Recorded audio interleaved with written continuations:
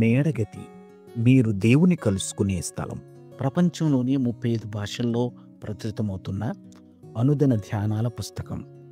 తెలుగు భాషలో 1953 సంవత్సరం నుండి నేటి వరకు, అనగా గత 72 సంవత్సరాలుగా నిరాటంకంగా ప్రచురితమవుతూ 3 తరాల క్రైస్తవ పాఠకులను దేవునితో తమ అనుదిన నడకలో బలపరుస్తున్న అనుదిన ధ్యానాలు ఇప్పుడు యూట్యూబ్లో మీకోసం.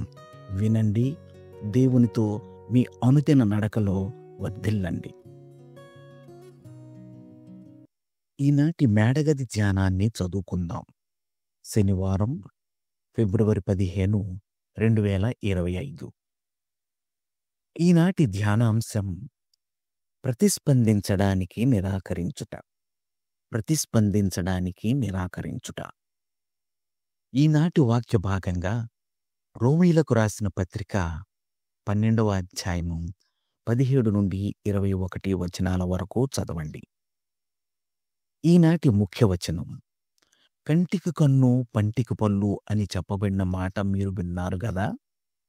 నేను మీతో చెప్పునదేమనగా, దుష్టుని ఎదిరింపక నిన్ను కుడి చెంప మీద కొట్టువాని వైపునకు ఎడమ చెంప కూడా త్రిప్పుము. మత్తయి సువార్త 5వ అధ్యాయము 38, 39 వచనాలు. విద్యార్థులను మరింత ఆలోచన కలిగిన, జాగ్రత్త కలిగిన డ్రైవర్లుగా తీర్చిదిద్దడానికి ఏర్పాటు చేసిన డిఫెన్స్ డ్రైవింగ్ కోర్సులో ఈ సంవత్సరం నేను కూడా పాల్గొన్నాను. ఆ కోర్సులో అనేక సబ్జెక్ట్స్ ఉన్నాయి. వాటిలో రోడ్డు మీద జరిగే వివాదాలు ఒకటి. రోడ్డు మీద అనుకోకుండా ఒక వివాదం చెలరేగినప్పుడు నీవేమి చేస్తావు అని నన్ను ఉద్దేశించి మా ఇన్స్ట్రక్టర్ ప్రశ్నించాడు. ఇంతకుముందు అనేకసార్లు డ్రైవర్లు నన్ను వేగంగా వెళ్ళమని వెనుక నుండి హారన్ మ్రోగించి తొందర పెట్టిన సంఘటనలు, నన్ను ప్రక్కకు తొలగించిన సంఘటనలు, నన్ను వెనక్కు త్రోసి ముందుకెళ్ళనీయకుండా చేసిన సంఘటనలను జ్ఞాపకం చేసుకొని, నేను ఏమీ చేయను, నేను నా సొంత మార్గంలో ముందుకు వెళ్తుంటాను అని జవాబిచ్చాను. అదే సరైన జవాబు. నీ స్పందన ద్వారా ఎదుటి డ్రైవర్ యొక్క కోపానికి ఆజ్యం పోయకు. నీ దారిన నీవు వెళ్ళిపో. అదే నీవు చేయాల్సింది అని మా ఇన్స్ట్రక్టర్ అన్నాడు.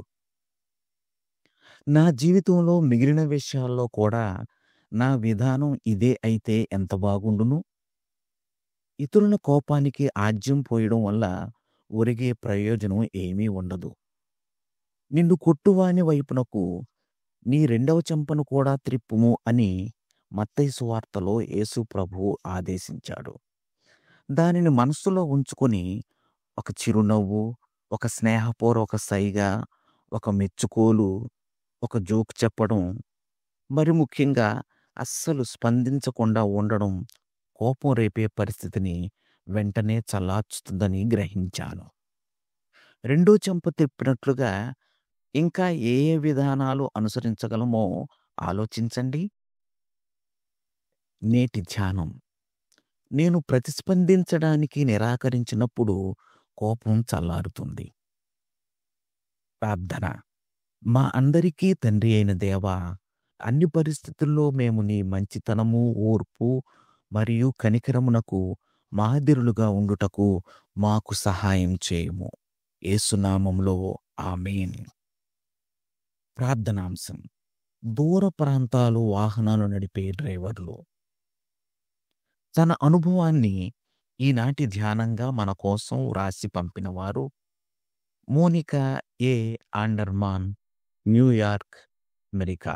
మేడగది అనుదిన ధ్యానాలు మీకు ఆశీర్వాదకరంగా ఉన్నట్లయితే వెంటనే మన ఛానల్ని సబ్స్క్రైబ్ చేయండి. లైక్ చేయడం, షేర్ చేయడం మర్చిపోకండి. దేవుడు మిమ్మును దీవించునుగాక. ఆమేన్.